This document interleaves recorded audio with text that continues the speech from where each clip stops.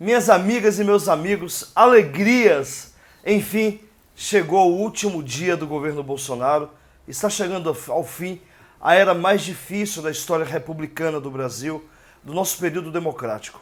O Bolsonaro já foi embora do Brasil, fugiu, covarde, mas deixa uma herança maldita, um legado negativo, destrutivo para o nosso país. E é sobre isso que a gente vai bater um papo agora. Qual é o legado, qual é a herança deixada por Bolsonaro? Tem muita coisa que a gente poderia comentar, tem muita coisa ruim que a gente poderia comentar, mas nós vamos citar aqui algumas coisas que são estruturais da gestão Bolsonaro e que servem para nos guiar à compreensão do tempo presente e, sobretudo, quais os desafios que o novo presidente Lula, o nosso presidente, terá pela frente. Primeira coisa, o Bolsonaro fez uma péssima gestão sobre o ponto de vista administrativo. E isso foi em todas as áreas. Da área econômica, passando pelas questões sociais, entrando nas questões de direitos civis e políticos, na área de direitos humanos, chegando às questões, por exemplo, como a destruição da cultura do Brasil. A cultura é importante não só porque firma a nossa identidade cultural, mas porque a cultura é o alimento da alma. A gente se alimenta todo dia de comida, feijão, arroz, que é para poder saciar a fome, alimentar o corpo físico. Mas há outras fomes em torno da nossa existência que também precisam serem saciadas. A fome por fé e a fome que alimenta a alma, que é alimentada pela cultura. O Bolsonaro destruiu tudo. Trouxe para dentro da sua gestão situações absolutamente fantasiosas, fazendo uma disputa moral que na verdade não existia na prática, mas que tentava colocar brasileiros contra brasileiros. Como, por exemplo, negar direitos da diversidade sexual e de gênero, negar que o Brasil é um país racista e promover efetivamente o combate ao racismo, estimular a violência contra mulheres, às vezes de forma direta, mas sempre de forma indireta, por exemplo, no tratamento que se dava às mulheres jornalistas, sempre um tratamento grosseiro, sempre uma forma rude, agressiva de responder às perguntas, sempre uma forma machista de tentar inferiorizar as mulheres. Sob o ponto de vista da gestão, o símbolo deste período, destes 4 anos do Bolsonaro, é a tragédia econômica, que devolveu mais de 30 milhões de pessoas à condição de fome, de pobreza absoluta. Devolveu o Brasil ao mapa da fome. Colocou mais de 50 milhões de pessoas, 1/4 da população, em situação de insegurança alimentar. Pessoas que não sabem o que terão que comer ao acordar, não sabem o que terão que comer à noite. A pior marca da incompetência administrativa que vicejou sobre todas as áreas é a volta da fome. É esse monstro que corrompe esperança, dignidade, autoestima, vidas. Aliás, sob o ponto de vista da vida, o Bolsonaro abriu uma grande ferida no nosso país. Foi um governo de morte. Um governo que estimulava a violência como uma prática institucional. Um governo que levou a violência para dentro do campo e que não combateu a violência para fora do campo, nas cidades. Um governo que não teve uma política de segurança pública eficaz. Pelo contrário, um governo que estimulava a compra de armas, que não tem outra finalidade senão matar, e que não trazia segurança nenhuma, senão uma sensação falsa de segurança que gerou, inclusive, o aumento da violência contra mulheres. É estrutural a forma como o Bolsonaro constituiu a violência como uma prática institucional, fazendo com que as vidas se tornassem cada vez mais frágeis, vulneráveis, fazendo com que não se tivesse um governo que se voltasse à promoção e defesa da vida, senão a morte como referência. E o maior exemplo disso foi na gestão da pandemia. O Bolsonaro legou para nós mais de 700 mil mortes. Esse é um dado estimulado, porque sequer o governo produziu dados oficiais. Mentiu o tempo inteiro, negou a existência da pandemia, relativizou o perigo do vírus e, ao final, tivemos aí a ausência da vacina, de uma política pública de saúde, uma política sanitária que nos desse sequer a possibilidade de lutar contra o vírus em condição de igualdade. Muita gente teria morrido efetivamente, mas os estudos apontam que mais de 400 mil vidas teriam sido poupadas se Bolsonaro tivesse levado a sério a pandemia, se tivesse sequer comprado vacina, quando o mundo inteiro já comprava. O Bolsonaro fez da morte a sua conduta, o seu instrumento, a sua bússola a guiar a sua atuação como governante. Além de tudo isso, Bolsonaro trouxe um espírito revanchista, odioso, contra a democracia, suscitando em parcela da população brasileira o ódio à democracia e tudo aquilo que ela representa, que é, na verdade, o ódio à política. Ao negar a política como espaço da convivência coletiva, o espaço da convivência plural, o espaço em que todas as divergências coexistem, ainda que de forma conflituosas, porque a democracia pressupõe um conflito das ideias, o Bolsonaro negou a política como o espaço da coletividade, de uma efetiva sociedade. Uma sociedade que se constitui por diferentes, uma sociedade que se constitui, sobretudo, a partir da possibilidade das ideias disputarem o governo, disputarem o campo da governança. Mas o mais grave de tudo isso foi Bolsonaro despertar um espírito fascista dentro das Forças Armadas. Um dos comandantes das Forças Armadas se recusou a participar, no próximo dia 5 de janeiro, da transmissão de cargo para o novo comandante. Isso porque ele não quer prestar continências ao presidente Lula. Esse fato, que a princípio pode parecer só uma picuinha, diz muito do risco que nós estamos vivendo no tempo presente. Isso porque Bolsonaro despertou a insubordinação, o desejo à ditadura, a volta dos quartéis para dentro dos palácios civis.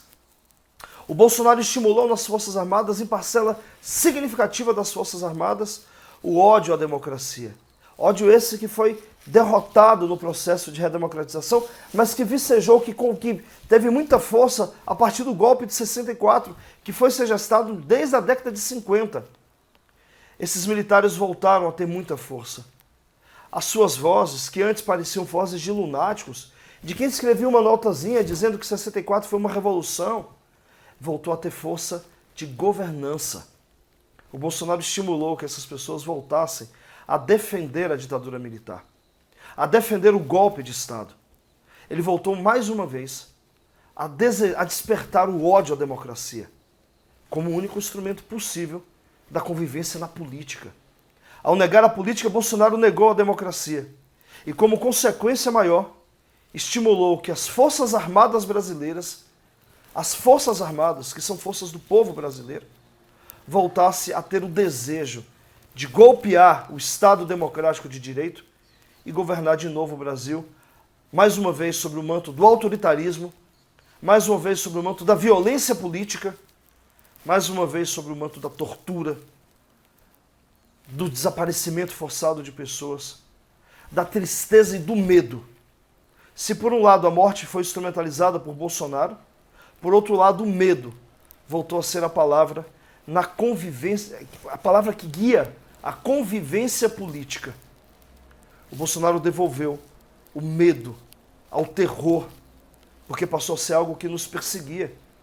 E só não foi para frente porque a pandemia impôs limitações a todos os governos do mundo, fazendo com que governantes tivessem que se voltar ao seu combate, ao combate da Covid. Do contrário, ainda que Bolsonaro tenha negado a pandemia, mas se viu refém, principalmente sob o ponto de vista da pressão que se fez contra ele. Não fosse isso, eu não sei se nós teríamos conseguido ter uma eleição democrática no último mês de outubro. Talvez nós não tivéssemos chegado à possibilidade de eleger presidente. E vale lembrar, foi no ano de 2020, já no seu segundo ano de governo, no mês de março, que Bolsonaro convocou a primeira manifestação de caráter antidemocrático, que se misturou ali no começo da pandemia. Mas foi lá, em 2020, que já se desenhava toda a arquitetura golpista e que teve o seu ápice maior em setembro de 2021, setembro do ano passado, quando, de fato, Bolsonaro tentaria um golpe, mas foi derrotado. Não teve força suficiente, apoio suficiente, sobretudo dentro do Poder Judiciário, que passou a ser o grande bastião da defesa democrática. Bolsonaro tentaria um golpe e foi derrotado. Mas isso não quer dizer que o espírito fascista foi derrotado com ele. Nem nas eleições, nem nas investidas que o Poder Judiciário, amparado pela Constituição, teve para conter a sua sanha autoritária. O Bolsonaro deixa como herança uma insubordinação nos quartéis e a volta do espírito totalitário, do desejo totalitário das Forças Armadas, que sempre esteve presente na história da República do Brasil, mas que havia sido aplacado, contido no processo de redemocratização. Esse espírito voltou com força e ainda permanece nas Forças Armadas.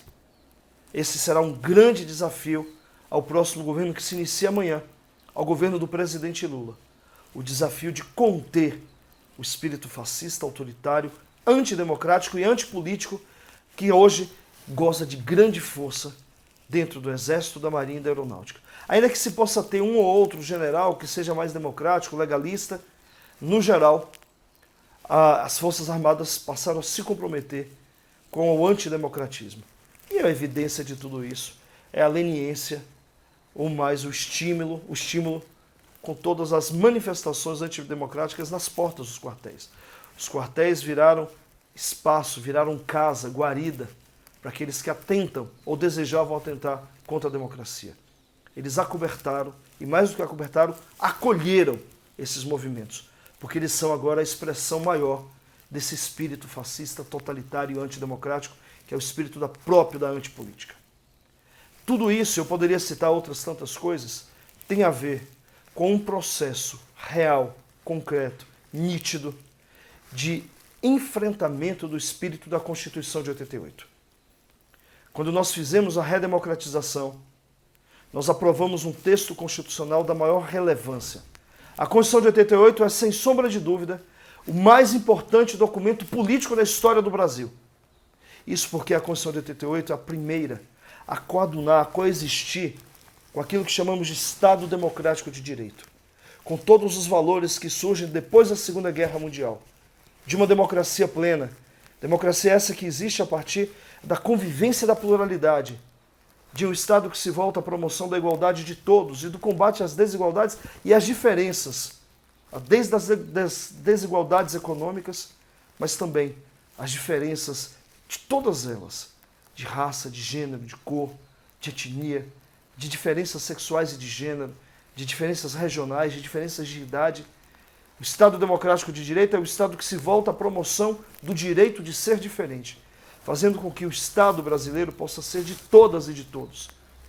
A Constituição de 88 nos coloca em condição de igualdade na defesa internacional dos direitos humanos e dá autonomia plena ao Estado brasileiro para que possa, tanto no campo interno, no conjunto das relações políticas internas, mas também no campo externo, defender radicalmente os direitos humanos e combater a guerra. A Constituição de 88 é o espírito democrático vivo, que nos dá condição de aprimorar cada vez mais a sociedade brasileira. E essa Constituição, ela derrotou o espírito fascista de 64. No fundo, quando o Bolsonaro e toda a sua equipe se move durante 4 anos contra a democracia e contra a política, é contra a Constituição de 88 que eles estão lutando, num sentimento revanchista, de que não aceitou a derrota nos anos 80, de que não tolerou a redemocratização, de que não aceitou voltar para os esgotos do autoritarismo. E Bolsonaro então volta com a força daqueles que ficaram escondidos, como o espírito fascista que se esconde nas sombras, e voltou com muita força para tentar de novo derrotar a nossa democracia. Mas em que pese todos esses esforços, em que pese tanto o ataque à nossa Constituição, ainda que ferida, como está ferido o povo brasileiro, as famílias de 700 mil pessoas que morreram da Covid, as famílias de tantas mulheres que foram assassinadas nos crimes de feminicídios, crimes esses estimulados pelo porte de armas, que foi deliberado de forma desenfreada pelo Bolsonaro. Este país ferido também tem uma Constituição ferida. Mas ainda que esteja ferida, a nossa Constituição conseguiu sobreviver a esses 4 anos. Conseguiu sobreviver ao golpe contra a presidenta Dilma, porque foi um golpe de Estado de natureza parlamentar que tirou do poder uma presidenta eleita, democraticamente eleita.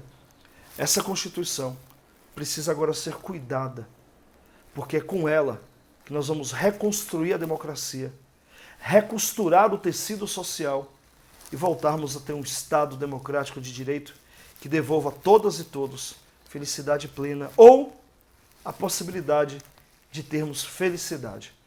Estamos vencendo o governo da morte, estamos derrotando o governo do ódio e vamos ter que curar as nossas feridas. Claro que para isso é preciso que a gente responsabilize todos os que contribuíram para tanta desgraça no país. Mas, sobretudo, é preciso que nós sigamos unidos para reconstruir essa nação e voltarmos a ter um país de todas e de todos. O desafio é grande. Amanhã começa o governo Lula. Amanhã começa um novo tempo. Um tempo de esperança, um tempo de felicidade e um tempo de democracia. O mais importante de tudo é que este legado nefasto de Bolsonaro será derrotado com ninguém soltando a mão de ninguém. Vamos juntos, vamos juntas, construir um novo país. É chegada a hora da esperança e da felicidade. Enfim, Lula subirá a rampa, tomará posse e fará deste um novo país, que será o país de sempre, da democracia e da felicidade. Um grande abraço. Olá, você gostou deste vídeo? Então inscreva-se no nosso canal. E sempre que acabar de assistir um vídeo nosso, toque no sininho. Assim você será notificado sempre que houver um novo vídeo postado.